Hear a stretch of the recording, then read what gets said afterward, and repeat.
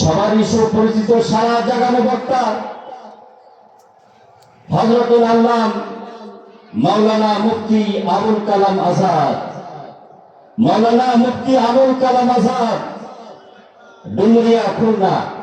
আমি হযরতকে তার মহামূল্যবান তাকরীর পেশ করবার জন্য শরীর বন্ধ অনুরোধ জানাচ্ছি।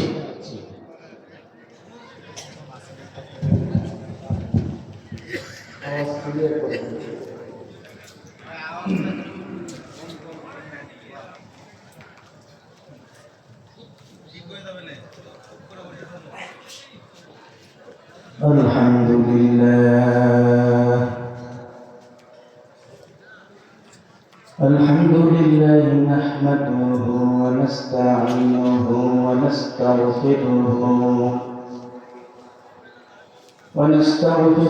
ওয়া নু'মিনু বিহি ওয়া নাতাওয়াক্কালু আলাইহি ওয়া না'উযু বিল্লাহি মিন শুরুরি আনফুসিনা ওয়া মিন সাইয়্যাতি আ'মালিনা।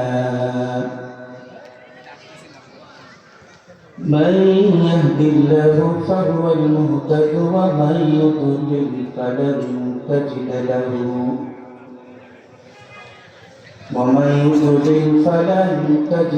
له وليا مرشدا. أما بعد فأعوذ بالله من الشيطان الرجيم. بسم الله الرحمن الرحيم. قل إن كنتم تحبون الله فاتبعوني يحببكم الله ويغفر لكم ذنوبكم والله غفور رحيم. وقال صاحب القرآن صلى الله عليه وسلم: من أحب سنتي فقد أحبني ومن أحبني كان معي في الجنة أو كما قال النبي عليه الصلاة والسلام.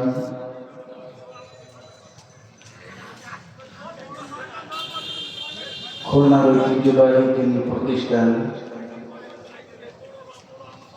জামিয়া ইসলামিয়া আরাবিয়া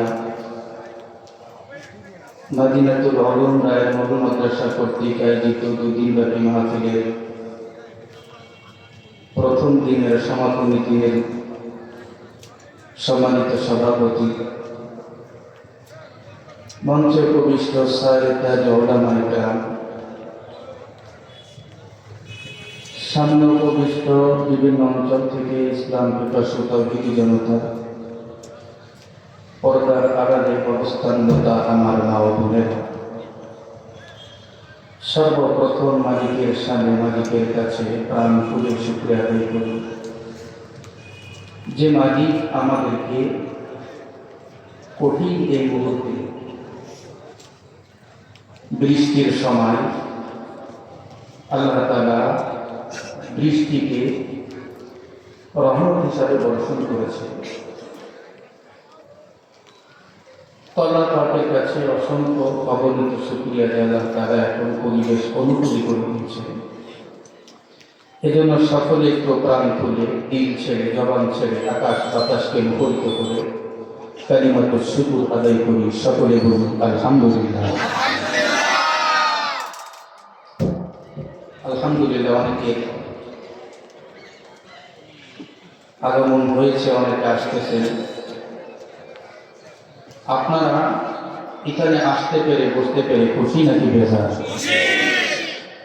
আলহামদুলিল্লাহ।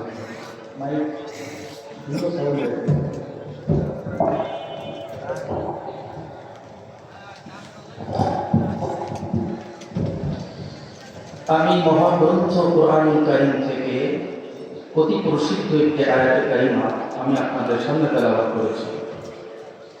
নবী আলাইহিস সালাতু ওয়াস সালামের অসংখ্য আহাদিসে মুবারাকা থেকে ছোট্ট অতি প্রসিদ্ধ একটি হাদিস আমি আপনাদের সামনে পাঠ করেছি।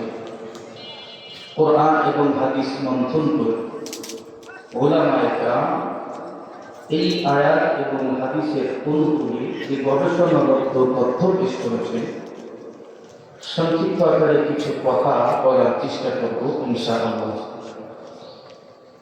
তবে তার পূর্বে মালিককে আমাদের এত সুন্দর পরিবেশ করে দিয়েছেন, এগুলো সকলে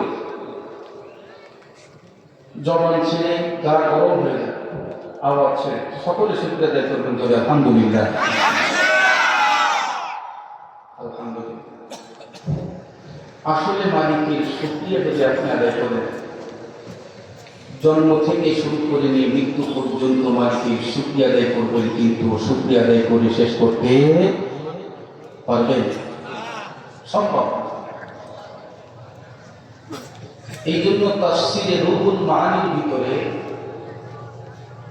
উনি লিখেছেন, একজন আল্লাহওয়ালা গভীর রজনীতে তাহাজ্জুদের নামাজ পড়ে মালিকের কাছে ধ্যান করে বলতেছে, আল্লাহ তোমার সৃষ্টি কি অপূর্ব সুন্দর, আসমান দেখলে কলিজাটা ঠান্ডা হয়ে যায়।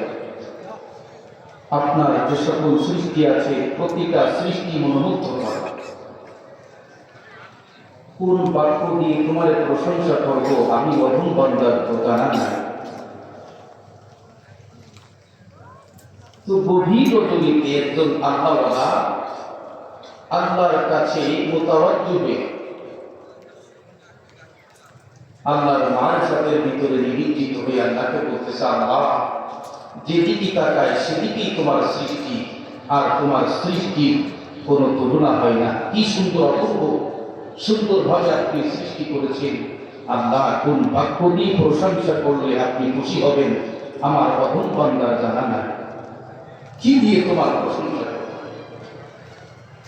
আল্লাহ তুমি আমার অন্তরের ভিতরে এমন একটা বাক্য তুমি উদয় করে দাও, যেই বাক্য দিয়ে প্রশংসা করলে তুমি মালিক বড় খুশি হয়ে যাবে। আমার ভাইয়ের কথাগুলি ভালো করে বুঝবেন। এই যে আল্লাহর পাগল গভীর রজনীতে যখন মালিকের কাছে যখন ধ্যান লাগায় মালিককে বলছে, আল্লাহ গো কোন শব্দ দিয়ে প্রশংসা করলে তুমি বড় খুশি হবে আমার অপর বান্দার জানা নাই।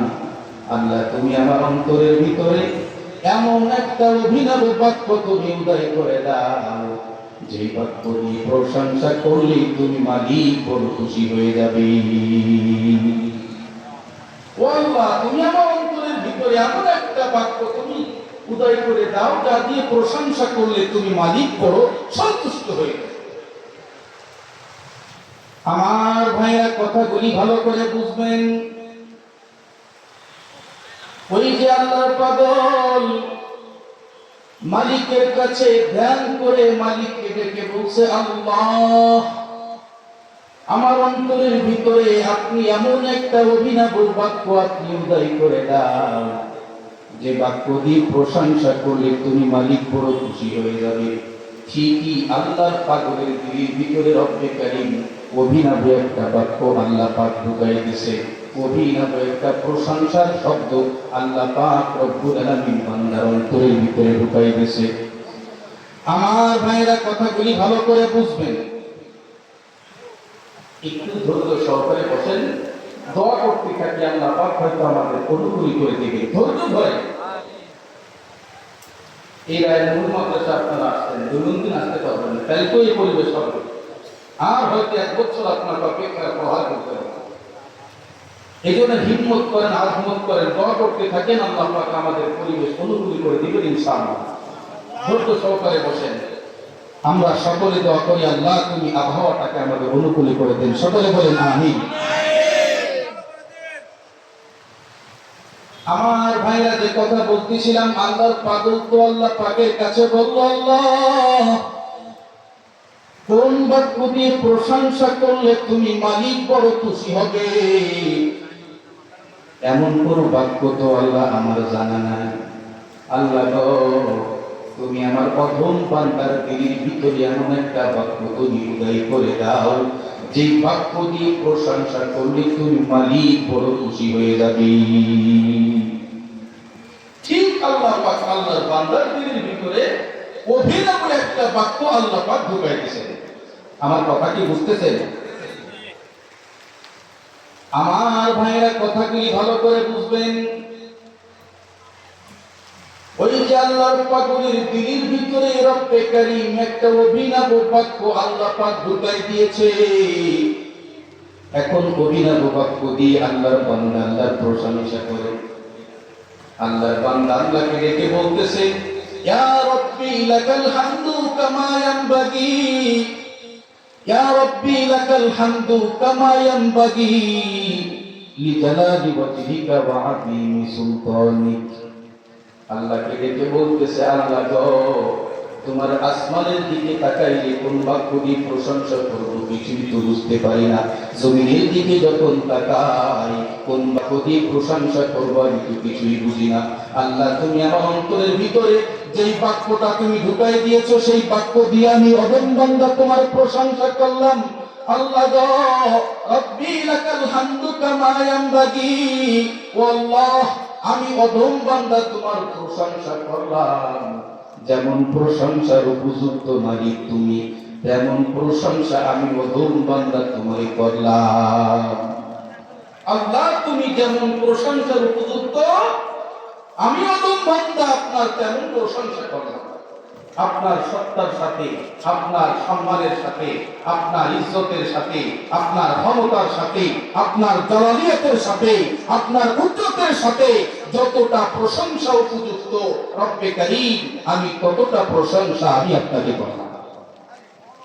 ইয়া রব্বি লাকাল হামদু কামা ইয়ানবাগি। সকলে বলেন একবার, ইয়া রব্বি লাকাল হামদু কামা ইয়ানবাগি লিজালালি ওয়াজহিক ওয়া আযীমি সুলতানিক। আমার ভাইরা কথাগুলি ভালো করে বুঝবেন। এই আল্লাহর বান্দা অভিনব বাক্য দিয়ে যখন মালিকের কাছে আমার ভাইরা যখন প্রশংসা করছে, ফেরেশতারা এখন থমকে গেছে। প্রত্যেক মানুষের ডান কাঁধে আর বাম কাঁধে কিন্তু কি থাকে? কিরামান কাতিবিন। কথা বলেন না কেন? থাকে না? কথা বলেন না কেন? এর কাজটি ভালো কাজ করলে লেখা, বাম কাঁধের ফেরেশতার কাজ মন্দ কাজ করলেও লেখা। কথা বলেন? ফেরেশতারা থমকে গেছে। আল্লাহ, আপনার বান্দা সুবহানাল্লাহ বললে কত নেকি লিপ্ত হয় আমাকে জানাইছে। আপনার বান্দা আলহামদুলিল্লাহ বললে কত নেকি লিপ্ত হয় এটাও জানাইছো। রব্বে কারীম, আপনার বান্দা আল্লাহু আকবার বললে কত নেকি বান্দার আমলনামায় লিপ্ত হয় এটাও জানাইছো। কিন্তু আল্লাহ, তোমার এই বান্দা তো অভিনব একটা বাক্য দিয়ে তোমার প্রশংসা করলো। আল্লাহ, তোমার বান্দার আমলনামায় কত নেকি লিপ্ত। এই যে অভিনব বাক্য দিয়ে প্রশংসা। আমার ভাইরা কথাগুলি ভালো করে বুঝবেন। এই বাক্যটা রব্বে কারীমের কাছে কতটা পছন্দনীয় হয়েছে, আল্লাহ পাকের কাছে কতটা ভালো লাগছে দেখেন। আল্লাহ পাক রব্বুল আলামিন ফেরেশতারে ডেকে বলতেছে, ও ফেরেশতা, আমার বান্দা কোন অভিনব বাক্য দিয়ে আমার প্রশংসা করলো। আল্লাহ কি জানে না? কথা বলেন না কেন? আল্লাহ পাক তো জানেন, তারপরও ফেরেশতার কাছে জিজ্ঞাসা করে, ও ফেরেশতা, আমার বান্দা কোন অভিনব বাক্য দিয়ে প্রশংসা করছে। তার মানে বাক্যটা আল্লাহ পাকের কাছে এত ভালো লাগছে, আল্লাহ পাক ফেরেশতার জবান দিয়ে এই ভালো লাগা বাক্যটা আল্লাহ পাক নিজেই শুনতে চাচ্ছে। আমার ভাইরা কথাগুলি ভালো করে বুঝবেন। শুধুই মাত্র কেবলমাত্র আমার কথাগুলি শুনে চলে যাবেন এমনটা যেন না হয়। আমার কথাগুলি হৃদয়ঙ্গম করার চেষ্টা করবেন। এই আল্লাহ পাগল পাগল ভালো করে কথাগুলি বুঝবেন। ফেরেশতারা কয়, আল্লাহ, এই আপনার পাগল বান্দা যে বাক্য দিয়ে আপনার প্রশংসা করছে সেই বাক্যটা হলো, ইয়া রব্বি লাকাল হামদু কামা ইয়ানবাগি, ইয়া রব্বি লাকাল হামদু কামা ইয়ানবাগি লিজালালি ওয়াজহিকা ওয়া আযীমি সুলতানিক। আল্লাহ, আপনার এই পাগল বান্দা এই অভিনব বাক্য দিয়ে প্রশংসা করছে, এরা আমল নামায় কত নাকি লিখবে। আমার ভাইরা কথাগুলি ভালো করে বোঝেন। ফেরেশতা যখন রব্বে কারীমের কাছে যখন জিজ্ঞাসা করছে, আল্লাহ পাক রব্বুল আলামিন তখন বলতো, ও ফেরেশতা খবরদার খবরদার, আমার বান্দার আমল নামায় তুমি 10 নেকি আর 20 নেকি লিখবা না। আমার বান্দার আমল নামায় 100 নেকি আর 200 নেকি তুমি লিখবা না। আমার বান্দার আমল নামায় 1000 নেকি আর লক্ষ আর কোটি নেকি তুমি লিখবা না। ফেরেশতারা কয়, আল্লাহ তাহলে লিখবো কি? আল্লাহ পাক রব্বুল আলামিন ফেরেশতাদেরকে বলে, ও ফেরেশতা, আমার বান্দা যেই অভিনব বাক্য দিয়ে আমার রবের প্রশংসা করছে, যেই অভিনব বাক্য দিয়ে আমার বান্দা আমার প্রশংসা করছে, ওই অভিনব বাক্যটা হুবাহুব তার আমল নামার ভিতরে তুমি লিখে রাখো। এই বাক্যটাই লিখে রাখো। 10 নেকি আর 20 নেকি 1000 আর কোটি নেকি লিখো না। আমার বান্দা যে অভিনব বাক্য দিয়ে আমার আল্লাহর প্রশংসা করছে, এই অভিনব বাক্যটা আমলনামার ভিতরে লিখে রাখো। আল্লাহ পাক রব্বুল আলামিন বললেন, হে ফেরেশতা, আমার বান্দা যে অভিনব বাক্য দিয়ে আমার প্রশংসা করছে ওটাই লিখে রাখো। ফেরেশতারা কয়, রব্বে কারীম, এ যাবৎ পর্যন্ত আপনার বান্দা যতবার সুবহানাল্লাহ বলছে ততবার তো সুবহানাল্লাহর নেকি লিখছি, সুবহানাল্লাহ লিখি নাই। এ যাবৎ কাল পর্যন্ত যত বান্দা আলহামদুলিল্লাহ বলছে আলহামদুলিল্লাহর নেকি লিখছি, কিন্তু আলহামদুলিল্লাহ লিখি নাই। এ যাবৎ কাল পর্যন্ত যত বান্দা আল্লাহু আকবার বলে ডাকতেছে প্রত্যেকবার নেকি লিখছে, আল্লাহু আকবার লিখি নাই। আল্লাহ আজকে কেন তোমার বান্দার আমলনামার ভিতরে এই অভিনব বাক্যটা লিখে রাখবো? ও আল্লাহ, কেন লিখে রাখবো? কারণটা কি একটু জানাই দিলে বড় ভালো লাগতো। এই আল্লাহ পাকের পাগল আল্লাহ পাক রব্বুল আলামিন তখন ডাক দিয়ে বলতেছি, ও ফেরেশতা, ভালো করে তোমরা শুনে রাখো, আমার এই বান্দা কাল কিয়ামতের ময়দানে পরপরের দিনে যখন এই বান্দার হিসাব নিকাশ যখন শুরু হবে, আমি আল্লাহ পাক রব্বুল আলামিন বান্দার আমলনামার ভিতরে আমি আল্লাহ দেখব।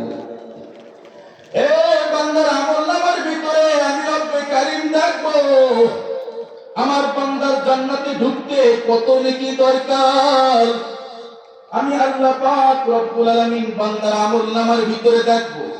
যখন আমার দৃষ্টিতে এই অভিনব বাক্যটা যখন আমার দৃষ্টিতে পড়বে, আমি আল্লাহ পাক রব্বুল আলামিন বান্দার জান্নাতে ঢুকতে যত নেকি দরকার, আমি কুদরতের হাত দিয়ে বান্দার কত নেকি দিয়ে বান্দাকে আমি আল্লাহ পাক রব্বুল আলামিন জান্নাতের ন্যাশনাল ভিসা দেব। 100 নেকি আর 200 নেকি লিখে কি করবা? বান্দার প্রয়োজন যদি হয় 1000 নেকি তুমি লিখে রাখলে তো আর যাওয়ার অপশন নেই। এই জন্য পরিবেশটা আলহামদুলিল্লাহ ভালো হয়েছে। এই জন্য শব্দটা আবার বলেন, ইয়া রাব্বি লাকাল হামদু কামা ইয়ানবাগি লিজালালি ওয়াজহিক ওয়া আযীমি সুলতানিক। এবার আমি আমার আলোচনার বিষয়বস্তুর দিকে, আমার ভাইয়েরা কথাগুলি ভালো করে বুঝবেন। আমি যে আয়াতে কারিমা আমি আপনাদের সামনে তেলাওয়াত করেছি, অতি প্রসিদ্ধ একটি আয়াতে কারিমা তেলাওয়াত করেছি। এই আল্লাহ পাকের পাগল আমি অত্যন্ত আহাম এবং গুরুত্বপূর্ণ কথাগুলি আমি আপনাদের সামনে পেশ করব। এই জন্য আপনারা মনে করতেছেন হয়তো হুজুর থুয়াটা কিছু কথা বলে চলে যাবে না। আমাদের প্রত্যেকের জিন্দেগির জন্য অতীব জরুরি এবং গুরুত্বপূর্ণ কিছু নসিহত সংক্ষিপ্ত আকারে পেশ করবো। তাদের সময় সুযোগ আছে, একটু বসে করবেন মেহেরবানি করে। আমার ভাইরা কথাগুলি ভালো করে বোঝেন। আল্লাহ পাক কি বলেন? কুল, হে নবী আপনি বলে দেন। কুল মানে কি? হে নবী আপনি বলে দেন। কাদেরকে বলবেন? সকল তাফসীরের কিতাবের ভিতরে এখানে একটা শব্দ মাহযুফ রাখছে, লাহুম। কোন শব্দ? লাহুম। হে নবী আপনি তাদেরকে বলে দেন। এখন বুঝতে হবে তাদের মানে কাদের। কথা বলেন, তাদের মানে বুঝতে হবে। কুল, হে নবী আপনি বলেন, কাদের বলবে? আল্লাহ পাক সুস্পষ্ট আয়াতের ভিতরে বলেন। সকল মুফাসসিরিন ইকরাম তাদের তাফসীরের কিতাবের ভিতরে সেই শব্দটা উল্লেখ করেছেন। সে শব্দ হলো লাহুম। হে নবী আপনি তাদেরকে বলে দিন। কুল্লাহ, এখন বুঝতে হবে কাদেরকে বলবে। কাদেরকে বলবে বলে তাদেরকে বলার কথা বলেছেন, এটা বুঝতে হলে শানে নুজুল বুঝতে হবে। শানে নুজুল বলা হয় কোরআনুল কারীমের আয়াতে কারিমা অবতীর্ণ হওয়ার প্রেক্ষাপট। শানে নুজুল কাকে বলে? যেই ঘটনাকে কেন্দ্র করে, যেই পরিস্থিতি কেন্দ্র করে, যেই বিষয় কেন্দ্র করে রব্বে কারীম আয়াতে কারিমা নাযিল করেছেন, সেটাকে বলে শানে নুজুল। আমার কথা বুঝতে পেরেছেন? এবার আসুন আমাদের আয়াতে। ইবনে কাসীর রাহমাতুল্লাহি আলাইহি বলেন, নবীজির যুগে কত মানুষ নবীজিকে এসে বললেন, ইয়া রাসূলুল্লাহ, ভালো করে বলবেন, নবীজির যুগে কত মানুষ নবীজিকে এসে বললেন, ইয়া রাসূলুল্লাহ ইন্না নুহিব্বুল্লাহ হুব্বান শাদীদা। ওগো আল্লাহর হাবিব, আমরা আল্লাহকে প্রচন্ড আকারে বড় ভালোবাসি। কি বলবো? কথা বলে। নবীজির যুগে কত মানুষ এসে বলল, ওগো আল্লাহর হাবিব ইন্না নুহিব্বুল্লাহ হুব্বান শাদীদা, আমরা রব্বে কারীমকে প্রচন্ড আকারে বড় ভালোবাসি। আমাদের যুগেও কিছু মানুষ আছে যারা নামাজ পড়ে না বটে, কিন্তু বলে আল্লাহ, নামাজ না পড়লেও আল্লাহর ভালোবাসা আছে না? নবীর সুন্নত মানে না, সালাম নেই, কালাম নেই, গালি নেই, ওই নবীর মহব্বতে দিল ভরা। কি আপনারা কথা বলতে কি ভয় পাচ্ছেন? আমাদের তো কপাল অনেক বড়, ওহির দরজা বন্ধ। ওহির দরজা যদি খোলা থাকতো, আল্লাহ পাক তো দিলের খবর ভালো জানে। তোমার দিলে আল্লাহ পাকের মহব্বত তো নামাজ পড়ে গেল, তোমার দিলে আল্লাহ পাকের মহব্বতে ভরা রোজা করে গেল, তোমার দিলে আল্লাহ পাকের মহব্বতে ভরা, তাহলে তুমি ভালো ব্যবহার কেন করো? আল্লাহ পাক মনের খবর জানে কি জানে না? নবীজির যুগে দাউদবাজি করলে আল্লাহ পাক সরাসরি আয়াতে কারিমা নাযিল করতেন।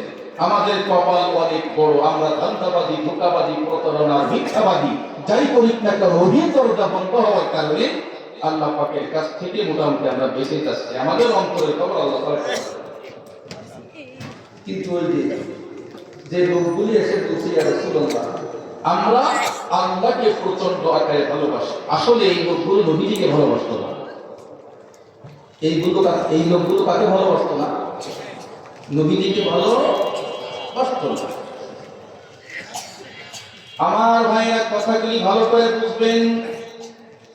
আল্লাহ পাক রব্বুল আলামিন যেহেতু বান্দাদের মনের কবর পর্যন্ত আল্লাহ পাক জানেন ওরা নবীকে ভালোবাসে না।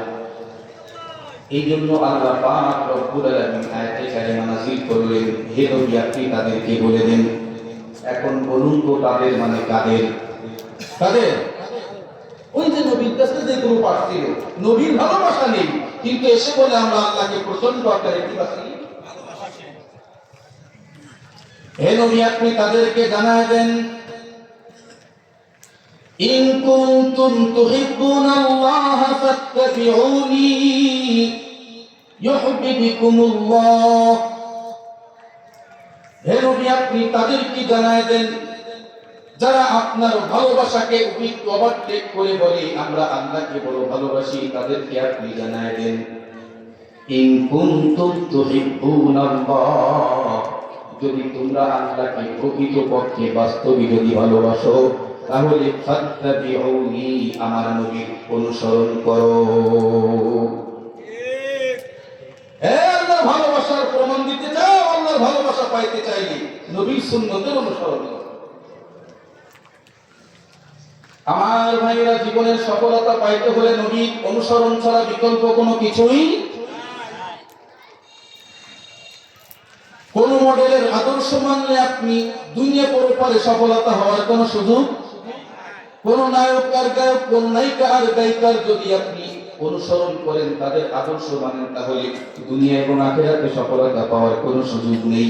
আল্লাহ পাক রব্বুল আলামিন নবীকে বললেন, হে নবী, আপনি আপনার উম্মতকে জানায় দেন, তারা যদি দুনিয়ার আখিরাতে সফলতা পাইতে চাই, আপনি সুস্পষ্ট বলে দেন তারা যেন আপনার নবী অনুসরণ করে। একটাই পদ্ধতি নবী কি করতে হবে, কথা বলেন। আমার ভাইরা কথাটি ভালো করে বুঝবেন। একজন মানুষ যদি প্রতি বছর বাংলাদেশ থেকে যদি 1.5 থেকে 2 লক্ষ টাকা আমার ভাইরা খরচ করে যদি প্রত্যেক বছর 10 থেকে 20 বার যদি বাইতুল্লাহ যদি নবীর সালাম দিয়ে আসে, কিন্তু ওই লোকটার ভিতরে নবীর সুন্নত নাই, বলুন তো ওই ব্যক্তি কি নবীর আত্মিকভাবে কাছাকাছি জীবনে যাইতে পারবে? তাহলে সুন্নত ছাড়া আত্মিকভাবে নবীর কাছাকাছি যাওয়ার কোনো কি নাই? আপনি 10 বার না 50 বার হজ করতে পারেন, কিন্তু আপনার ভিতরে যদি নবীর সুন্নত না থাকে, 50-100 বার হজ করেও কোনো লাভ নাই। নবীর সুন্নত দিয়ে জীবন সাজাও, আত্মিকভাবে পরপারে নবীর কাছাকাছি আপনি থাকতে পারবেন। জোরে কোন সুবহানাল্লাহ। আমার ভাইরা কথাগুলি ভালো করে বুঝবেন। নবীর সুন্নতের মাধ্যমে কেমনি ভাবে নবীর আত্মিক হওয়া যায়, এ ব্যাপারে আমি আপনাদের সামনে ছোট্ট একটা হাদিস আমি আপনাদের সামনে বয়ান করব। এই আল্লাহ পাকের গোলাম, আমি এখন যে ঘটনাটি বলবো, ঘটনাটি আপনারা একটু হৃদয়ঙ্গম করার চেষ্টা করবেন। অত্যন্ত মর্মাহত ঘটনা, সুন্দর একটি কথা আমি আপনাদের সামনে বলবো। নবীজির যতগুলি জলিল কদর সাহাবী ছিলেন, তার ভিতরে একজন জলিল কদর সাহাবীর নাম হলো মুআয ইবনে জাবাল। নাম কি বলেন তো? হযরতে মুআয ইবনে জাবাল রাদিয়াল্লাহু তাআলা। এই মুআয ইবনে জাবালকে নবীজি ইয়ামানের গভর্নর বানিয়ে ইয়ামানে পাঠিয়েছিলেন। কোথায়? আওয়াজ করে বলেন না। ইয়ামানে পাঠাইছিলেন, ইয়ামানের গভর্নর বানিয়ে। আমার ভাইরা কথাটি ভালো করে বোঝেন। এই মুআয ইবনে জাবাল রাদিয়াল্লাহু তাআলা আনহুকে যখন নবীজি ইয়ামানে যখন বিদায় দিচ্ছেন, এই আল্লাহ পাকের গোলাম, কথাগুলি ভালো করে বুঝবেন। অনেকে বাচ্চা আছে দেখবেন, ছেলে আছে অনেক দূরে পর্যন্ত লেখাপড়া করে, আছে না নাই? যার সন্তান দূরে লেখাপড়া করে দেখবেন, আব্বা অথবা আম্মা এই সন্তানকে বিদায় দেওয়ার সময় আব্বা অথবা আম্মা সন্তানের হাত ধরে ধরে অন্তত পক্ষে আমার ভাইরা গাড়ি স্টেশন পর্যন্ত আব্বা অথবা আম্মা আগায় দেয়। কথা বলেন না কেন? এই আল্লাহ পাকের গোলাম, এই মুআয ইবনে জাবাল রাদিয়াল্লাহু তাআলা আনহুকে ইয়ামানের গভর্নর বানায় যখন নবীজি ইয়ামানে পাঠাচ্ছেন, নবীজি মুআয ইবনে জাবাল রাদিয়াল্লাহু তাআলা হাতটা ধরে ধরে মুআয ইবনে জাবালকে আগায় দিচ্ছে। নবীজি নিজে মুআয ইবনে জাবাল রাদিয়াল্লাহু তাআলা আনহুর হাত ধরে ধরে নবীজি নিজে আগায় দিচ্ছে। ভাই একটু অনুরোধ করবে, ভিতরে জায়গা আছে, একটু কষ্ট করে বসে যান, মেহেরবানি করে বসে যান। অনেক মজার কথা আমার আপনার প্রত্যেকের জিন্দেগির জন্য খুব আনন্দদায়ক ভালো লাগা কথা শোনাবেন। একটু কষ্ট করে মেহেরবানি করে যদি একটু বসে যেতেন, আল্লাহও খুশি হতো, আমারও ভালো লাগতো। একটু মেহেরবানি করে একটু বলেন, সকল ভাইরা আছে, একটু মেহেরবানি করে তাদেরকে একটু মাঠের ভিতরে পাঠাবেন।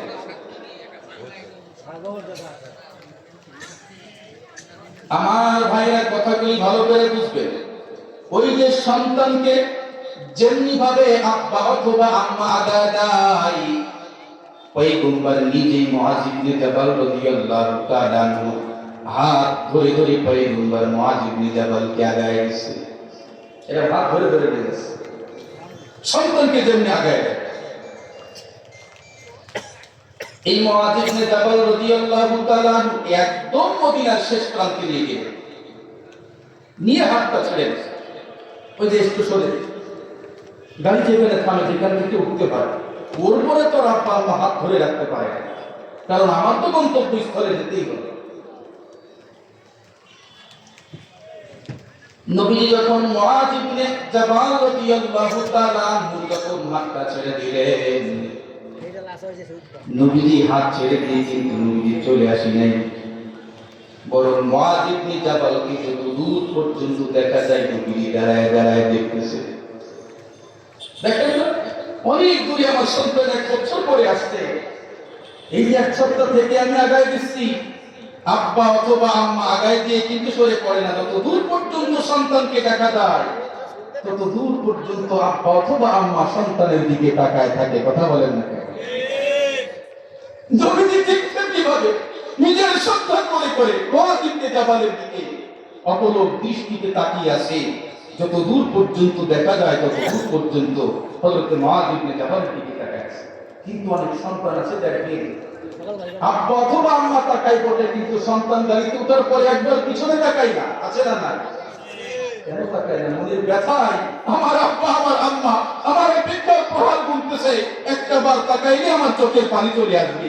এই কষ্ট বুকে চাপা রেখে সন্তান তাকাই না। আছে না নাই? কথা বলেন না। আমার ভাইরা কথাগুলি ভালো করে বুঝবেন। নবীজি যখন মুআয ইবনে জাবাল রাদিয়াল্লাহু তাআলা আনহু যখন হাতটা ছেড়ে দিলেন, পয়গম্বর অপলক দৃষ্টিতে মুআয ইবনে জাবালের দিকে তাকায় আছে। যত দূর পর্যন্ত মুআযকে দেখা যায় নবীজি তত দূর পর্যন্ত দাঁড়ায় দাঁড়ায় মুআযকে দেখতেছে। কিন্তু নবীজির সাহাবী মুআয একবার নবীজির দিকে তাকাই না। আল্লাহ পাকের পাগল,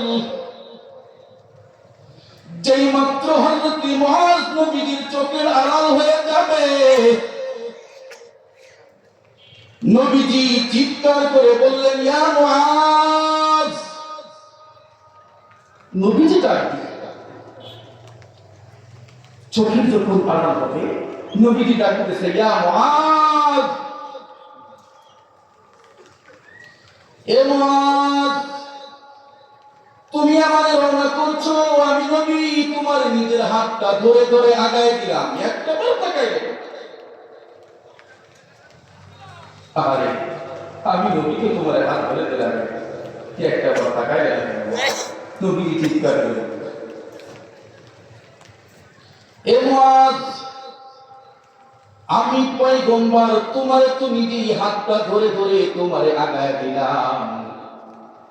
কি মুআয, আগায় দেওয়ার পরও কিন্তু আমি নবী সরে যাইলেন। মুআয রে, যত দূর পর্যন্ত তোমারে দেখা যায় আমি নবী অপলক দৃষ্টিতে তোমার দিকে তাকায় আছি। মুআয রে, তুমি কেন একটা বার আমার দিকে তাকাইলে না? এ মুআয, এই দেখা তো আমার নবীর সঙ্গে তোমার শেষ দেখা হতে পারে। আরে এই দেখাই তো শেষ দেখা হতে পারে। হে আল্লাহ পাকের পাগল, হযরত মুআযের কানে যখন নবীজির এই কথা ঢুকছে, ও মুআয, এই দেখাই তো তোমার জীবনের শেষ দেখা হতে পারে। এই কথাটা যখন মুআযের কানে ঢুকছে, এই আল্লাহর পাগল ছোট্ট বাচ্চা যেমন বাহন থেকে গড়ায় পড়ে, হযরত মুআয ইবনে জাবাল রাদিয়াল্লাহু তাআলা আনহু বাহন থেকে ছোট্ট বাচ্চার মতো আমার ভাইরা গড়িয়ে পড়ছে। এ মুআয, শুধুই মাত্র ছোট্ট বাচ্চার মতো গড়ায় পড়ে নাই, এক দৌড়ে পয়গম্বরের বুকে পড়ছে।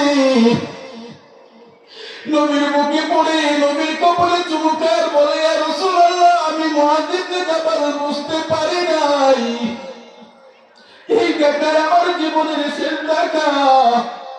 আল্লাহর নবী, আমি মুআয ইবনে জাবাল যদি বুঝতাম এই দেখায় আমার জীবনের শেষ দেখা, আমি কখনো আপনার ছেড়ে আমার যেতাম না। হুজুর, আমার বড় ভুল হয়ে গেছে, আমি বুঝতে পারি না, এই দেখা আমার জীবনের শেষ দেখা, আমি বুঝতে পারি নাই। আল্লাহর নবী, আমি আর আপনাকে ছেড়ে আমার যাইতে চাই না। নবীর আলিঙ্গন করে নবীর জড়াই ধরে নবীর গালে চুমা কই আর বলি ইয়া রাসূলুল্লাহ আমি আপনাকে ছেড়ে আর মানে যাইব না। আল্লাহর নবী গো আমি আর আপনাকে ছেড়ে মানে যাইতে চাই না, আমি সব সময় আপনার কাছে থাকব। হযরত মুআয ইবনে জাবালের এই কথাগুলি যখন পয়গম্বর শুনছে, নবী ডাক দিয়ে বললেন, মুআয আমি নবী তোমার দায়িত্ব দিয়ে আমাদের গভর্নর বানায় তোমার পাঠাচ্ছি। মুআয রে আমি নবী জানি শারীরিকভাবে তোমার সঙ্গে আমার দূরত্ব অনেক। আমি পুরো ঘটনা যে কথাটা বোঝানোর জন্য আমি বলেছিলাম সেই কথাটা চলে আসছে, একটু হৃদয়ঙ্গম করার চেষ্টা করবেন। নবীজি বললেন, ও মুআয আমি জানি আমার সঙ্গে তোমার সাথে শারীরিকভাবে অনেক দূরত্ব বটে, কিন্তু আমি নবী জানি আমার নবীর সুন্নাত তোমার ভিতরে সবথেকে বেশি। আমার ভাইরা নবীজি বললেন, মুআয আমার নবীর সুন্নাত সবথেকে তোমার ভিতরে বেশি। এ মুআয আমার নবীর সুন্নাত যার ভিতরে বেশি থাকবে, আত্মিকভাবে আমার নবীর কাছাকাছি আর পাশাপাশি সেই ব্যক্তি থাকবে। কে থাকবে? যার ভিতরে সুন্নাত আছে আত্মিকভাবে সেই নবীর কাছাকাছি থাকবে। আমার কথা বোঝে? এই জন্য নবীজিকে বললে, হে নবী আপনি বলে দেন, যদি তারা বাস্তবেই আল্লাহর ভালোবাসা, আমার আল্লাহর ভালোবাসা পাইতে চায়, আপনি সুস্পষ্ট বলে দেন তারা যেন আপনার নবীর সুন্নতের অনুসরণ করে। কি আপনাদেরকে শীত লাগতেছে নাকি? গা কি গরম করার জন্য গজল গীতে তেনা মাথায় তেল মারিয়া ফায়দা নাই যে লুটিয়া, তেল বিনা চলে না দুনিয়া। নারিকেল সরিষা তিসি বাদাম সয়াবিন, সূর্যমুখী টিগের তিগার ডিজেল কেরোসিন, ভাইরে ডিজেল কেরোসিন। और दावा खाना को बिगाची होमियोपैथी पे, माथाय दिले गरम माथा হইয়া যাইবে। আবার গন্ধ তেলে ইন্দির পরা খুশিতে যাই ভরিয়া, তেল বিনা চলে না দুনিয়া। বাড়িতে যে দেখবেন ইন্দির কাছে যদি তেল না দেয় গাছ কিন্তু পরিবর্তন হয়ে গেছে, আছে না? কথা বলেন না কেন? অসুস্থ বা রোগী হইয়া যাবেন ক্লিনিকে, সেখানে তোদের বাহার দেখবেন চারিদিকে, ভাইরে দেখবেন চারিদিকে।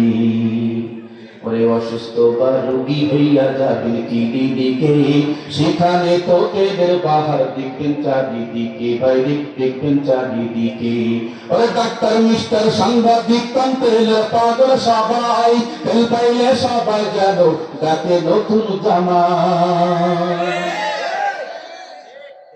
বিয়ে করেছেন তারা হাত টাচ করেন? আপনারা তো সবাই টাকা না থাকলে কিন্তু শ্বশুর শাশুড়ি কদর করেন, আছে না? ওরে অসুস্থ বা রোগী হইয়া যাবেন ক্লিনিকে, সেখানে তোদের বাহার দেখবেন চারিদিকে, ভাইরে দেখবেন চারিদিকে। ওরে ডাক্তার মিস্টার সাংবাদিক কন্ট্রোল পাগল সবাই, তেল পাইলে সবাই যেন ডাকে নতুন জামাই। আবার তেল পাইলে নেতাই খুশি সত্য মিথ্যা বলিয়া, তেল বিনা চলে না দুনিয়া। কথা বলেন জায়গা বুঝে এক ফুটা তেল অনেক দামি ভাই, ও জায়গাতে কলস কলস কোনো দাম তার নাই, ভাইরে কোনো দাম তার নাই। ওই জায়গা বুঝে এক ফুটা তেল অনেক দামি ভাই, ও জায়গাতে কলস কলস কোনো দাম তার নাই, ভাইরে কোনো দাম তার নাই। নির্বাচন বাঁচি আর পেতে তেল জুড়ি নাই, তেল মারাতে পটু যারা তারা চিয়ার পাই, ভাইরে তারা চিয়ার পাই। নির্বাচন বাঁচি আর পেতে তেল জুড়ি নাই, তেল মারাতে পটু যারা তারা চিয়ার পাই, ভাইরে তারা চিয়ার পাই। আবার তেলের কাছে পুলিশ কাতর, এমপি মন্ত্রী সব বিয়া, তেল বিনা চলে না দুনিয়া। মাঝে মধ্যে হবে ইনশাআল্লাহ, কিন্তু কথাগুলি মনোযোগ দিয়ে শুনুন। গজল গাওয়ার মূল উদ্দেশ্য হলো আকৃষ্ট করা না, আমার কথার দিকে আকর্ষণ করা, দিনই কথাগুলি যাতে ভালো করে শুনতে পারে। আমি এখন অনুরোধ করবো যারা আছেন ভলেন্টিয়ার, যে সকল ভাইরা আছে, একটু মেহরবানি করে একটু কষ্ট করে এই যে এত বড় জামিয়া দৈনন্দিন কিন্তু আপনাদের জন্য আয়োজন করবেন, একটু মেহরবানি করে ভাই আসেন, আল্লাহ পাকের সন্তুষ্টির জন্য বসে যান। আমি অত্যন্ত বিনয়ের সঙ্গে বলছি, একটু সন্তুষ্ট আল্লাহর খুশির জন্য একটু ভাই বসে যান।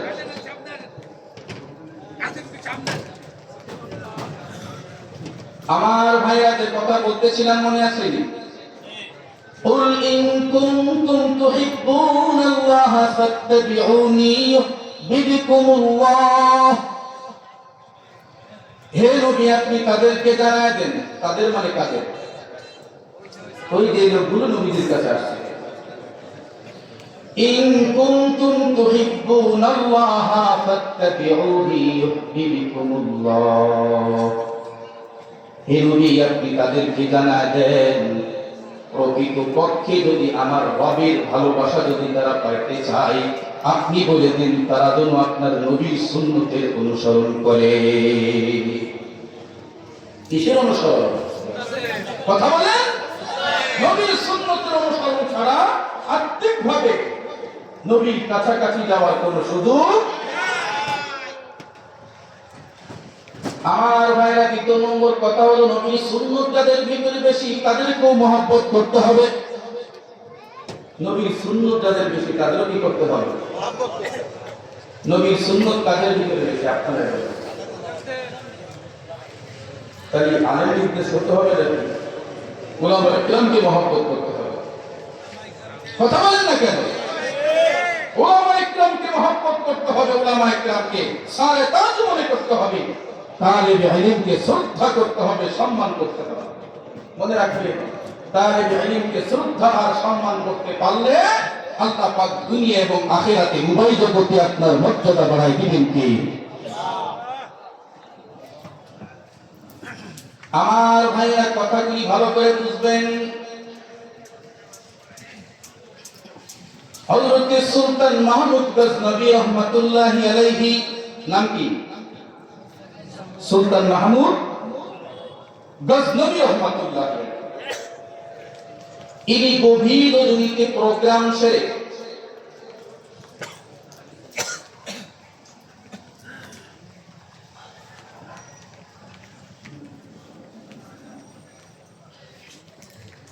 এই সুলতান মাহমুদ গজনবী রহমাতুল্লাহি আলাইহি গভীর রজনীতে প্রোগ্রাম সেরে এই আল্লাহ পাকের গোলাম যখন বাসভবনের ভিতরে যখন ঢুকতেছে, গভীর রজনীতে প্রোগ্রাম ছেড়ে যখন ঢুকতেছে, বাসভবনের সামনে একটা লাইট জ্বালানো ছিল, এক লাইট। আগে তো কারেন্ট ছিল না। এই সুলতান মাহমুদ গজনবী রহমাতুল্লাহ আলাইহি যখন ঢুকতেছে, হঠাৎ করে চোখের ভিতরে পড়ছে একজন তালিবে ইলম গভীর রজনীতে আল্লাহ পাকের মহাগ্রন্থ কুরআনুল কারীমের তেলাওয়াত করতেছে। গভীর রজনীতে রাস্তার পাশে কারবার ভবনের সামনে সুলতান মাহমুদ গজনবী রহমাতুল্লাহ আলাইহি বাসভবনের সামনে হেজাক লাইট জ্বালানো, সেখানে একজন তালিবে ইলম মহাগ্রন্থ কুরআনুল কারীমের তেলাওয়াত করতেছে। আমার ভাইরা, কথা কি ভালো করে বুঝবেন। সুলতান মাহমুদ গজনবী রহমাতুল্লাহি আলাইহি ওই বাসভবনের সামনে তিনি দাঁড়ায় গেলেন। দাঁড়ায় কোন যে তালিবে ইলম মহাগ্রন্থ কুরআনুল কারীমের তেলাওয়াত করতেছেন, ওই তালিবে ইলমকে ডাকছে, কই বাবা, এই গভীর রজনীতে কেন তুমি এত রাতে এখানে দাঁড়ায় দাঁড়ায় মহাগ্রন্থ কুরআনুল কারীমের তেলাওয়াত করতেছো? ও বাবা, এত রাতে তুমি মহাগ্রন্থ কুরআনুল কারীমের তেলাওয়াত আমার বাসভবনের সামনে হেজাক লাইটের আলোর মাধ্যমে কেন তেলাওয়াত? ছেলেটা খুব হতভম্ব হয়ে গেছে, ভয় পেয়ে গেছে। চিন্তা করছে সম্রাট সুলতান মাহমুদ গজনবী, ইনি হয়তো এই আলোর সাহায্যে পড়াতে তিনি রাগ করতেছেন, এই জন্য উনি বলতেছে, নজর পেশ করতেছে, তার আগে আমার বড় ভুল হয়ে গেছে, আমাকে ছেড়ে দিন, আমি আর আগামী থেকে আপনার এই আলোর সাহায্যে আমি আর তেলাওয়াত করবো না, আমি আর পড়বো না। আমার ভাইরা কথাগুলি ভালো করে বুঝবেন। এই কথা শুনে সুলতান মাহমুদ গজনবী রহমাতুল্লাহি আলাইহি ওই ছেলেকে ডেকে বলতেছে, দেখো আগে বলো তোমার নামটা কি। নাম জিজ্ঞাসা করার পরে বলতেছে, আমার নাম হলো আব্দুর রহমান। নাম কি? আব্দুর রহমান। আব্দুর রহমান, তাহলে বলো তোমার প্রবলেমটা কি, সমস্যা কি, কেন তুমি এখানে গভীর রজনীতে মহাগ্রন্থ কোরআনুল কারীমের তেলাওয়াত করতেছো? আব্দুর রহমান তখন চোখের পানি ছেড়ে দিয়ে ডেকে বলতেছে, আঙ্কেল আমি একজন হত দরিদ্র গরিব মানুষকে, 3 বাচ্চা, আমার বাপ নাই। আমি আমার মাকে বলেছিলাম, মা গো আমার যত বন্ধু বল আছে, দোস্ত ফ্রেন্ড সার্কেল যারা আছেন, প্রত্যেকের কাছেই তো হারিকেন আছে। আমি আমার মাকে যে বলেছিলাম, মা গো আমারও যদি তুমি পড়াইতে চাও তাহলে আমার একটা হারিকেন ব্যবস্থা করে দাও। মা তখন দেখে বলেছিল, বাবা আব্দুর রহমান তুমি তো জানো তোমার আব্বা নাই, তুমি একজন এতিম। কেমনে কত কষ্ট করে আমি আমার সংসারটা পরিচালনা করি। বাবা তোমার তো ভালো জানা আছে আমার হারিকেন কিনে দেওয়ার সামর্থ্য নাই। মা কি বলে, হারিকেন কিনে দেওয়ার কি নাই? আব্দুর রহমান বললেন, আমি মাকে বললাম, মা গো হারিকেন না কিনলে আপনি কেমনে পড়ো? মা তখন বলেছিল, তোমার ফ্রেন্ড সার্কেলরা যতক্ষণ পর্যন্ত তাদের আলোর সাহায্যে লেখাপড়া করবে, তুমি তাদের আলোর সাহায্যে তুমি লেখাপড়া করবে। এই আল্লাহর গোলাম আব্দুর রহমান তখন দেখে বলতেছে, আঙ্কেল আমার ফ্রেন্ড সার্কেলদের হারিকেনের আলোর সাহায্যে তো আমি লেখাপড়া করি, কিন্তু আমার ফ্রেন্ড সার্কেল যারা আছেন প্রত্যেকেই তো 10টা পর্যন্ত পড়ে, 10টার পরে আর লেখাপড়া করে না। কিন্তু আমি আব্দুর রহমানের 10টা পর্যন্ত পড়লে হয় না, আমার তো 10টার পরেও পর্যন্ত আমার লেখাপড়া করা লাগে, কিন্তু আমার হারিকেন কেনার সামর্থ্য নাই, তেল কেনার সামর্থ্য নাই।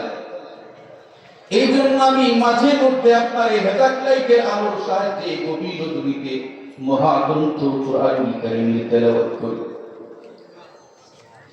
এই কথা শোনার পরে তখন সুলতান মাহমুদ গজনবী রহমাতুল্লাহি আলাইহি ওই ইতিম আব্দুর রহমানকে ডেকে বলতেছে, হে ইতিম আব্দুর রহমান চলো তুমি আমার বাড়ি ভবনের ভিতরে তুমি চলো। ইতিম আব্দুর রহমান বললেন, আঙ্কেল আমি আমার উস্তাদের অনুমতি ছাড়া আমি কোথাও যাই না, সুতরাং আপনার বাসভবনের ভিতরে যাওয়ার কোনো সম্ভাবনা, আমার উস্তাদের অনুমতি নাই, আমি আমার উস্তাদের অনুমতি ছাড়া আপনার বাসভবনে প্রবেশ করতে পারি। আমার ভাইরা কথাগুলি ভালো করে বুঝবেন। ইতিম আব্দুর রহমানকে সুলতান মাহমুদ গজনবী বিদায় দিয়ে দিলেন। পরের দিন সকাল বেলায় সুলতান মাহমুদ গজনবী রহমাতুল্লাহি আলাইহি তার ভিআইপি একটা গ্রুপ নিয়ে তিনি মাদ্রাসার ভিতরে পাঠায় দিলেন। ওই ইতিম আব্দুর রহমানকে তার উস্তাদের অনুমতি নিয়ে বাসভবনে আনার জন্য। এই আল্লাহর গোলাম কথাগুলি ভালো করে বুঝবেন। এই সুলতান মাহমুদ গজনবী রহমাতুল্লাহি আলাইহি এই ভিআইপি পার্সোনাল মেহমান যখন মাদ্রাসার ভিতরে ঢুকছে, ঢুকার পরে এখন ইতিম আব্দুর রহমানের খোঁজ করতেছে। এই ইতিম আব্দুর রহমানের খোঁজ করার পরে ইতিম আব্দুর রহমানের সন্ধান যখন পাইছে, ইতিম আব্দুর রহমানকে বলছে, বাবা চলো সম্রাট সুলতান মাহমুদ গজনবী রহমাতুল্লাহি আলাইহি তোমারে আমন্ত্রণ জানাইছে। একই কথা ইতিম আব্দুর রহমান বলল, আঙ্কেল আমি আমার উস্তাদের অনুমতি ছাড়া তো আমি কোথায় ঢুকতে পারি না, কোথায় যাইও না, আগে উস্তাদের কাছ থেকে অনুমতি নিতে হবে, তারপরেই ঢুকবো। এরপরে সুলতান মাহমুদ গজনবী রহমাতুল্লাহি আলাইহির সঙ্গীরা উস্তাদের কাছ থেকে অনুমতি নিলেন। এই অনুমতি নেওয়ার পরে ইতিম আব্দুর রহমানকে সুলতান মাহমুদ গজনবী রহমাতুল্লাহি আলাইহির বাসভবনে নিয়ে গেলেন। সুলতান মাহমুদ গজনবী রহমাতুল্লাহি আলাইহি তিনার বাসভবনের সব থেকে উন্নত মানের জায়গা, বিএনপি পার্সোনাল সব থেকে দামি জায়গা এতিম আব্দুর রহমানকে বসাইছে। এতিম আব্দুর রহমানকে বসায়া এরপরে ঘরের দরজাটা বন্ধ করে দিলেন। এই আল্লাহর পাগল সুলতান মাহমুদ গজনবী রহমাতুল্লাহি আলাইহি ছাত্র যেমন উস্তাদের সামনে আদবের সঙ্গে যেমনি ভাবে ছাত্র উস্তাদের সামনে বসে, ঠিক তেমনি ভাবে সুলতান মাহমুদ গজনবী রহমাতুল্লাহি আলাইহি এতিম আব্দুর রহমানের সামনে আদবের সঙ্গে বসে পড়ছে। একদম আদবের সঙ্গে সুলতান মাহমুদ গজনবী রহমাতুল্লাহি আলাইহি যখন আদবের সঙ্গে যখন বসছে, এতিম আব্দুর রহমান তো ভয় সন্ত্রস্ত, ভীত সন্ত্রস্ত হয়ে পড়ছে। কি রে, কি করবে কিছু তো বুঝি না।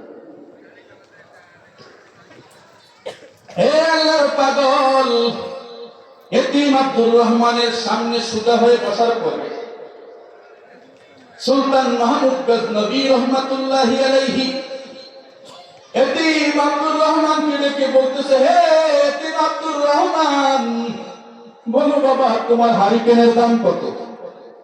হে এতিম আব্দুর রহমান, বলো বাবা তোমার তেলের দাম কত? হে মাসিক তোমার বলো কয়টা জামা তুমি পরিধান করো, আর মাসিক তোমার খরচ কত?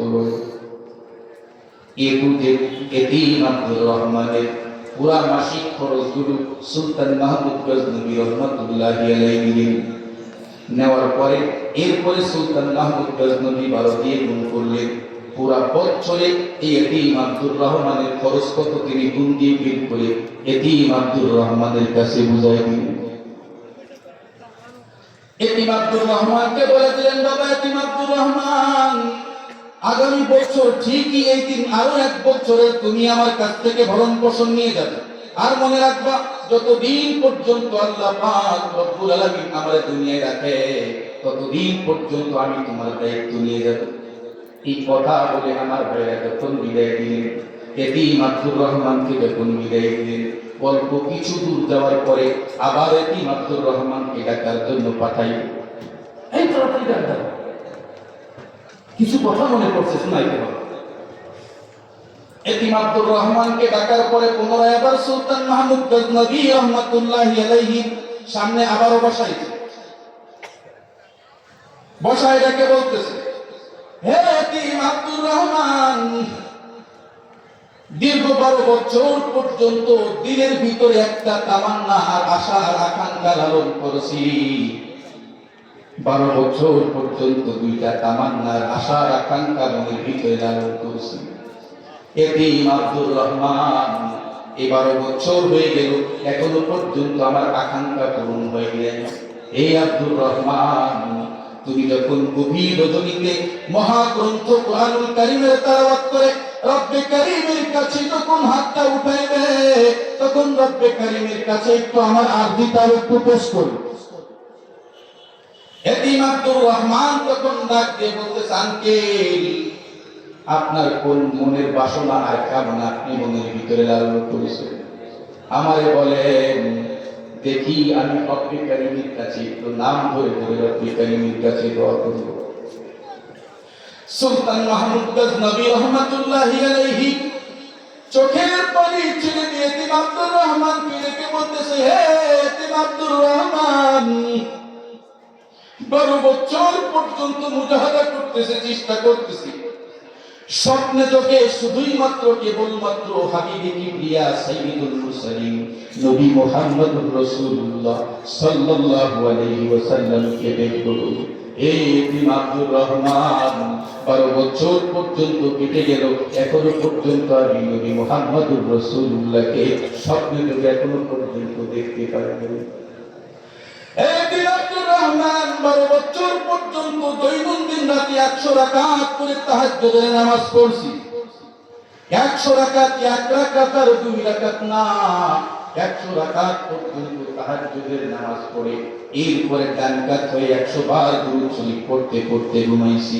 মনে শুধুই মাত্র কেবলমাত্র একটা তামান্না আর আকাঙ্ক্ষার আশা, স্বপ্নে যদি প্রিয় হাবিব সাইয়্যিদুল মুরসালিন খাতামুন নবিয়্যিন শাফিউল মুযনিবিন নবী মুহাম্মদুর রাসূলুল্লাহকে স্বপ্নে যদি দেখব, এতিম আব্দুর রহমান এখনো পর্যন্ত আমি আমার হাবিবকে স্বপ্নে যদি দেখতে পাইনি। এ আল্লাহর পাগল, কথাগুলি শুধুই মাত্র শুনবেন তা না, কথাগুলি একটু হৃদয়ঙ্গম করার চেষ্টা করবেন। এতিম আব্দুর রহমানকে বললে, বাবা তুমি যখন গভীর রজনীতে মহাগ্রন্থ কুরআনুল কারীমের তেলাওয়াত করে রব্বে কারীমের কাছে যখন হাতটা উঠাইবে, তখন তুমি এই দোয়াটা একটু করিও। এ সুলতান মাহমুদ মদিনাওয়ালা কামনেওয়ালার অপেক্ষায় আছে, আল্লাহ গো তোমার হাবিবকে সুলতান মাহমুদের সঙ্গে তুমি সাক্ষাৎ করে দাও। এই দোয়াটা একটু করো, আল্লাহর হাবিবকে যেন আমি একটু স্বপ্নে চোখে দেখতে পারি। আমার ভাইরা কথাগুলি ভালো করে বুঝবেন। এতিম আব্দুর রহমান ডাক দিয়ে বলতেছে, আঙ্কেল বলেন আপনার দ্বিতীয় নম্বর আজিতা কি দ্বিতীয় নম্বর তামান্না কোনটা? সুলতান মাহমুদ গজনবী রহমাতুল্লাহি আলাইহি এতিম আব্দুর রহমানকে ডেকে বলতেছে, হে এতিম আব্দুর রহমান, দীর্ঘদিন পর্যন্ত একজন ভালো মানুষের সন্ধানে আছি।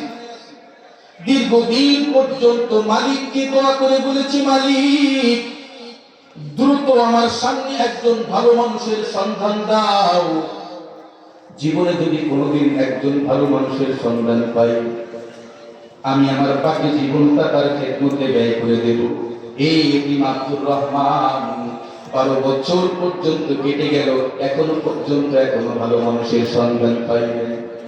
আল্লাহর কাছে একটু দোয়া করবি যাতে করে অতি দ্রুত আমি একজন ভালো মানুষের সন্ধান পেয়ে যাই।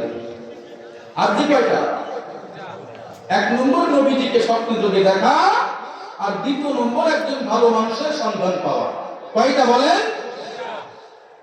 এই যে পরিবেশ কত সুন্দর, আপনাদের মনে হয় অনেকে বেজার আছে, বেজার আছেন নাকি? এ করছে কে? তার নিয়ামতের শুকরিয়া কেন রে আদায় করি, তাই বারে বারে ওই কদমে উঠিয়ে পড়ি, তাই বারে বারে ওই কদমে উঠিয়ে পড়ি। তার নিয়ামতের শুকরিয়া কেমনে আদায় করি, তাই বারে বারে ওই কদমে উঠিয়ে পড়ি, তাই বারে বারে ওই কদমে উঠিয়ে পড়ি। ওরে যাই যেদিকে এই দুটি চোখ দেখি মহিমা, তার নিয়ামতের এই জগতে হয় না উপমা, তাই দমে দমে এই জবানে সেই নামে সারি, তাই বারে বারে এই কদমে লুটিয়ে পড়ি। তার নিয়ামতের শুকরিয়া কেমনে আদায় করি, তাই বারে বারে এই কদমে লুটিয়ে পড়ি। কথা বলেন ঠিক কিনা? আজ কয়টা? সবাই বলেন কয়টা? আমার ভাইরা কথাগুলি ভালো করে বুঝবেন। এতিম আব্দুর রহমানের কাছে যখন 2টা আরজি পেশ করে এতিম আব্দুর রহমানকে যখন বিদায় দিলেন, এতিম আব্দুর রহমান বাড়িতে চলে আসছে 1 বছরের খাবার নিয়ে। আওয়াজ করে বলুন, কয় বছর? 1 বছরের খাবার নিয়ে এতিম আব্দুর রহমান চলে আসছে। এতিম আব্দুর রহমান যখন মাদ্রাসায় আসছে, গভীর রজনীতে এতিম আব্দুর রহমান আল্লাহ পাকের কিতাব মহাগ্রন্থ কুরআনুল কারীম তেলাওয়াত করে গভীর রজনীতে এতিম আব্দুর রহমান হাত উঠাইছে, মালিক যেই লোকটা আমার 1 বছরের ভরণ পোষণ দিল, যেই লোকটা আমার 3 বাচ্চার দায়িত্ব নিল, আল্লাহ গো যেই লোকটা আমার সব কিছুর ব্যবস্থা করে দিল, ওই সুলতান মাহমুদ গজনবী দিলের ভিতরে 2টা বড় তামান্না, 2টা আশা আকাঙ্ক্ষা লালন করছে। আল্লাহ 12 বছর পর্যন্ত সাধনা করছে, এখনো পর্যন্ত তার স্বপ্নটা পূরণ হয় নাই। এতিম আব্দুর রহমান গভীর রজনীতে মালিকের কাছে চোখের পানি ছুঁড়ে দিয়ে আল্লাহকে ডেকে বলতেছে, আল্লাহ গো ওই সুলতান মাহমুদ গজনবী আমার 1 বছরের ভরণ পোষণের দায়িত্ব নিল। আল্লাহ সেই সুলতান মাহমুদ গজনবী 12 বছর পর্যন্ত 2টা স্বপ্ন লালন করেছে। আল্লাহ গো তুমি সুলতান মাহমুদ গজনবী রহমাতুল্লাহি আলাইহি 2টা স্বপ্ন পূরণ করে দাও। বলেন সুবহানাল্লাহ। আল্লাহ গো তোমার হাবিবের দীর্ঘদিন পর্যন্ত সুলতান মাহমুদ অপেক্ষার প্রহার গুনতেছে, 12 বছর পর্যন্ত তোমার হাবিবের অপেক্ষার প্রহার গুনছে। আর কতদিন পর্যন্ত তাই ওইটাই নিয়ে রাখবা? রব্বে কারীম, এতিমের দোয়া তো তুমি কখনো ফেরত দাও না। আমি এতিম মানুষ তোমার কাছে দোয়া করলাম, ওই সুলতান মাহমুদ গজনবী রহমাতুল্লাহি আলাইহির সঙ্গে ওই মদিনা কামলিওয়ালা সাইয়্যিদুল মুরসালিন শাফিউল মুজনিবিনকে তুমি স্বপ্নে যোগে দেখায় দাও। এদিকে গভীর রজনীতে এতিম আব্দুর রহমান চোখের পানি ছেড়ে দিয়ে মালিকের কাছে রোনাজারি করতেছেন। গভীর রজনীতে চোখের পানি ছেড়ে এতিম ছেলে মালিকের কাছে রোনাজারি করতেছেন। আমার ভাইরা, আর ওদিকে সুলতান মাহমুদ গজনবী রহমাতুল্লাহি আলাইহি ওই যে 100 রাকাত তাহাজ্জুদের নামাজ আদায় করলেন, 100 রাকাত তাহাজ্জুদের নামাজ আদায় করলেন, 100 বার আমার ভাইরা দুরূদ শরীফ পড়তে পড়তে সবেমাত্র ঘুমাইছে। আর ওদিকে এতিম আব্দুর রহমান মালিকের কাছে মহাগ্রন্থ কোরআন কারীমের তেলাওয়াত করে আল্লাহ পাকের কাছে রোনাজারি করতেছে। হঠাৎ করে সুলতান মাহমুদ স্বপ্ন যোগে দেখছে কে যেন পিছন দিক দিয়ে ডাকতেছে, বলেন সুবহানাল্লাহ। আমার ভাইরা কথাগুলি ভালো করে বুঝবেন, আমার কথাগুলি একটু হৃদয়ঙ্গম করার চেষ্টা করবেন। সুলতান মাহমুদ গজনবী রহমাতুল্লাহি আলাইহি পিছনের দিকে যখন তাকাইলেন, তাকাই দেখি দুনিয়ার অন্য কেউ না বরং মদিনা কামলিওয়ালা নবী মুহাম্মদুর রাসূলুল্লাহ সাল্লাল্লাহু আলাইহি ওয়াসাল্লাম উপস্থিত হয়ে গেছে। সুলতান মাহমুদ গজনবী রহমাতুল্লাহি আলাইহি বলতেছেন, ইয়া রাসূলুল্লাহ, ইয়া হাবিবাল্লাহ, দীর্ঘ 12 বছর পর্যন্ত 100 রাকাত করে তাহাজ্জুদের নামাজ পড়লাম। আল্লাহর নবী গো, 100 বার করে দুরূদ শরীফ পড়তে পড়তে ঘুমায় গেলাম। 12 বছর পর্যন্ত কেন আমারে ওয়েটিং রাখছেন? একটা দিন কি আমার সঙ্গে সাক্ষাৎ করার প্রয়োজন মনে করুন? আল্লাহর নবী গো, কেন এতদিন পর্যন্ত আমার সঙ্গে সাক্ষাৎ করেননি? নবী ডাক দিয়ে বলে, সুলতান, এই সুলতান মাহমুদ এতদিন পর্যন্ত মালিক আমারে অর্ডার করিলেন, এই কেবলমাত্র মালিক আমারে ডাক দিয়ে বলছে, হাবিব আমার 12 বছর পর্যন্ত সুলতান মাহমুদ গজনবী রহমাতুল্লাহি আলাইহি অপেক্ষার প্রহার করছে। হাবিব আমার আর ওই দিন থেকে না, দেরি করেন না, দ্রুত সুলতান মাহমুদ গজনবী রহমাতুল্লাহি আলাইহির সঙ্গে সাক্ষাৎ করে। আমার ভাইয়া সুলতান মাহমুদ বললেন, ইয়া রাসূলুল্লাহ, আজকে কেন আসছেন? আল্লাহর হাবিব তখন ডেকে বলতেছেন, সুলতান, তুমি একজন ভালো মানুষের খাবারের ব্যবস্থা করছো, এতিমের ভরণ পোষণ তুমি দিয়েছো, এই জন্য আল্লাহ পাক রব্বুল আলামিন আমারে ডেকে বলছে, হাবিব আমার, একজন লোক যে এতিমের পুরো দায়িত্ব দিল, পুরো ভরণ পোষণের জিম্মাদারি দিল, সেই লোকটা শুধুমাত্র কেবলমাত্র আপনাকে দেখার আশায় মুক্তা বেরিয়েছে। দ্রুত তাড়াতাড়ি করে আপনি তার সঙ্গে সাক্ষাৎ করেন। আমার ভাইরা, সুলতান মাহমুদ গজনবী রহমাতুল্লাহি আলাইহি বললেন, ইয়া রাসূলুল্লাহ, তা না হয় বুঝলাম, 12 বছর পর্যন্ত আমার ওয়েটিং রাখছেন, 12 বছর পরে আসলেন। আমি আল্লাহ পাক রব্বুল আলামিনের কাছে দীর্ঘদিন ধরে আল্লাহর কাছে দোয়া করেছি, আল্লাহ গো, তুমি আমার একজন ভালো মানুষের সন্ধান দিয়ে দাও, যাতে করে বাকি জীবন তার খেদমতে নিয়োজিত হতে পারি, খেদমতে কাটায় দিতে পারি। ইয়া রাসূলুল্লাহ, 12 বছর কেটে গেল, এখনো পর্যন্ত একজন ভালো মানুষের সন্ধান দিতে পারলেন না, একজন ভালো মানুষ দেখাইতে পারলেন না। নবী তখন ডেকে বলে, এই সুলতান মাহমুদ, আমি তো তোমারে বড় বিবেকবান মনে করতাম, বুদ্ধিমান মনে করতাম, কিন্তু আজকে দেখতেছি তুমি সুলতান মাহমুদ বড় বোকা মানুষ। কি মানুষ?